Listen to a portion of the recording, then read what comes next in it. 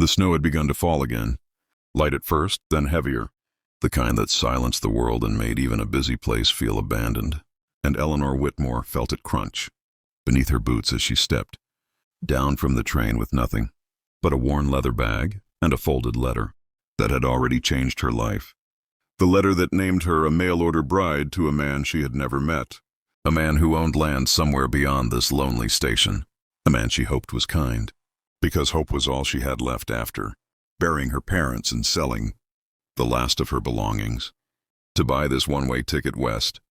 And as the steam hissed and the train cars groaned like tired beasts, she hugged her coat tighter and scanned the platform for a face that might be hers to recognize. But there was no welcoming smile, no bouquet, no sign of life, except the echo of her own breath and the distant caw of a crow perched on a telegraph pole. And that was when she saw him, not standing as she expected, but slumped against a wooden post near the far end of the platform, his hat tilted low, his body unnaturally still, and at first she thought he was simply resting. Another traveler worn down by the cold. But then she noticed the dark stains on the snow near his boots, the way one hand trembled faintly as it pressed against his side, and something inside her tightened with a fear she could not ignore. So she walked toward him slowly, every step heavy with uncertainty, and as she drew closer she saw the blood, fresh and dark against his shirt and fingers, his face pale beneath the dust and stubble, eyes half-lidded as if he were fighting sleep, the dangerous kind that never lets you wake again. And when he finally looked up at her, his gaze sharpened just enough to show surprise, then pain, and then resignation, the look of a man who had already decided this was where his story ended. And he tried to speak, but only a breath escaped him, rough and broken, and Eleanor knelt without thinking, her knees hitting the frozen wood as if the cold meant nothing, her hands already moving, lifting his wrist, feeling the weak but stubborn pulse still beating beneath her fingers, and she realized in that instant that she had crossed half a country chasing a future she didn't understand, only to find herself face to face with a man who might not live to see another sunrise. And she could have screamed for help, could have run back to the train, could have told herself it was not her responsibility, but something in his eyes stopped her, something proud and lonely and familiar, the same look her father had worn in his final days, refusing to admit how much he hurt. And her voice came out stronger than she felt as she said his name,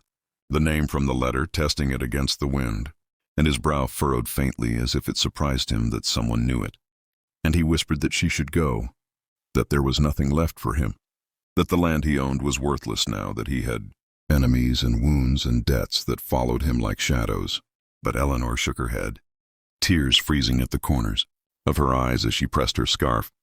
against his bleeding side, and she told him that she did not cross the world to watch a man die alone in the snow, that she had already buried too many people she loved. And then, gripping his hand with a firmness that startled them both, she said the words that would change both their lives. "You're coming with me." And for the first time, real fear crossed his face.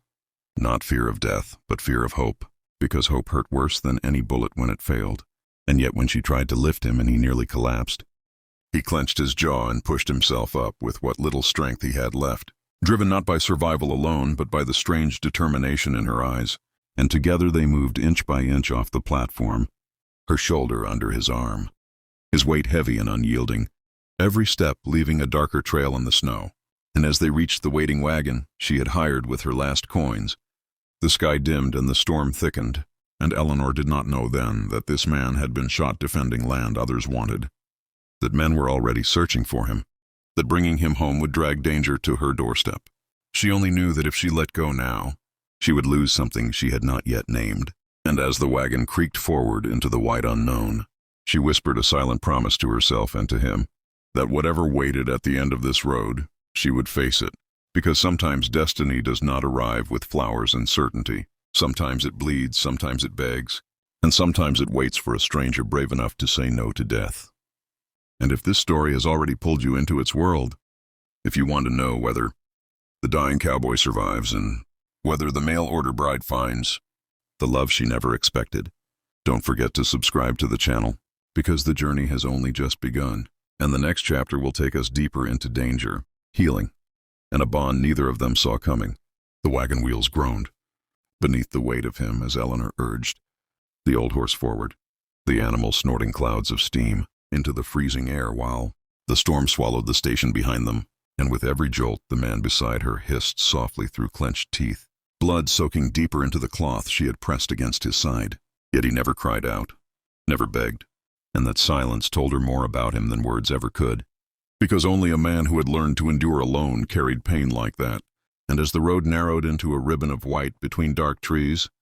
Eleanor spoke to him, not knowing if he could hear, telling him her name, telling him about the letter, about the promise of a home she had followed west like a fool chasing smoke. And when he finally murmured that she should turn back, that men would come looking for him, she answered without hesitation that they would have to come through her first, surprising herself with the truth of it, because fear had followed her all her life, and she was tired of letting it decide who lived and who died. And when the wagon lurched over a frozen rut and his head fell against her shoulder, she felt the weight of responsibility settle into her bones, heavy and irreversible, and she knew then that this journey was no longer about a marriage arrangement, or land or survival. It was about a choice she had made on that platform, a choice that bound their fates together whether either of them wanted it or not. And when they finally reached the small cabin hidden among the pines, its windows dark and its door half buried in snow, Eleanor jumped down and fought the latch with numb fingers until it gave way,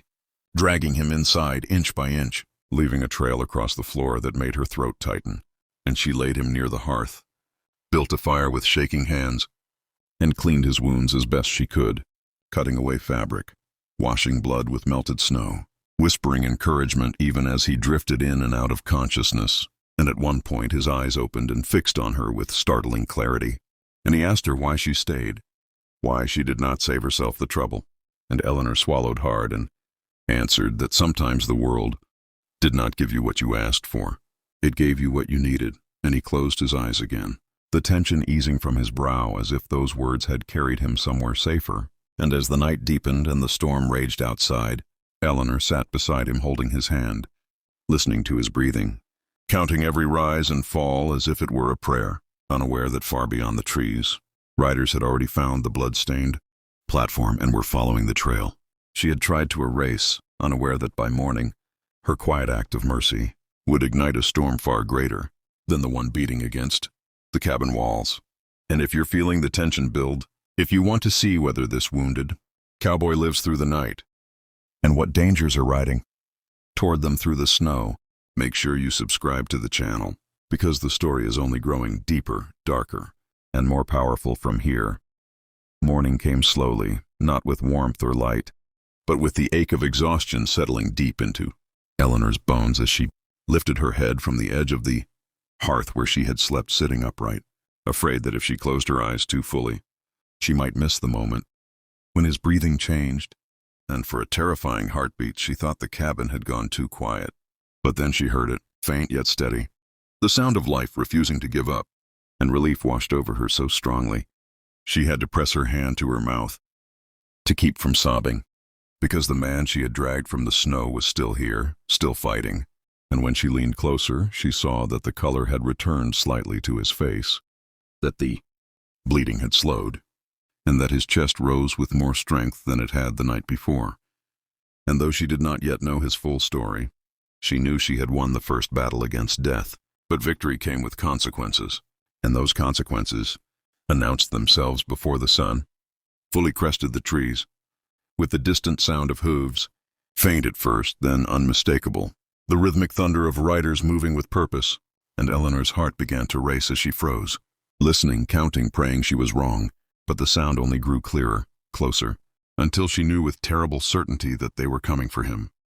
And when he stirred and opened his eyes, sharper now, more aware, she did not lie to him. She told him plainly that someone was on the road, that she did not know who, but she knew they were dangerous. And he pushed himself up with a grunt of pain, his jaw hardening as he reached for the rifle resting near the wall, his voice rough as he told her that this was his doing, that the men who shot him wanted his land, his cattle and his silence, and that she should hide, should let him face what he had been running from. But Eleanor shook her head, her fear burning into something fiercer, something unbreakable, and she told him that she did not survive the loss of her family, the long journey west and the terror of that station just to abandon him now. And when the riders finally burst into the clearing, their horses snorting and stamping, their shadows stretching across the snow like dark promises. Eleanor stood between the door and the man behind her hands shaking but her voice steady as she demanded to know what they wanted. And the men laughed at first, amused by the sight of a woman daring to block their way, but the laughter faded when they saw the rifle leveled from behind her shoulder, when they realized the dying cowboy had not died after all. And in that standoff, with breath held and fingers twitching near triggers, something changed, because for the first time in his life, he was not standing alone, and the knowledge of that settled into his spine like steel, giving him strength he did not know he had left. And when the leader finally spat into the snow and ordered his men back, promising they would return, Eleanor did not collapse as soon as they were gone. She only turned slowly and met his gaze, and in that silent exchange, something deeper than gratitude passed between them. Something like trust, like the beginning of a bond forged not by letters or arrangements, but by fire and fear and the choice to stay. Days passed after that, each one a careful balance between healing and vigilance. Eleanor tending his wounds, cooking what little food she had left, learning the rhythm of the land and the man she had come to save. And he told her pieces of his past in fragments, of a ranch inherited and nearly lost, of standing up to men who believed power meant taking what they wanted, of paying for that, defiance with blood, and Eleanor listened without judgment, sharing her own story in return of loneliness, of courage she had not known she possessed, of choosing him not because she was promised to him, but because something inside her recognized his fight. And as his strength returned, so did his smile, rare and quiet but real. And when he finally stood unaided in the doorway of the cabin, the winter sun lighting his face, Eleanor realized that the man she had pulled from the brink of death was no longer just someone she was saving. He was someone she was choosing. And when the danger came again, because it always does, they faced it together, not as strangers bound by a letter, but as partners bound by something far stronger. And when the last threat faded and peace settled over the land, Eleanor understood that her journey west had not been a gamble after all.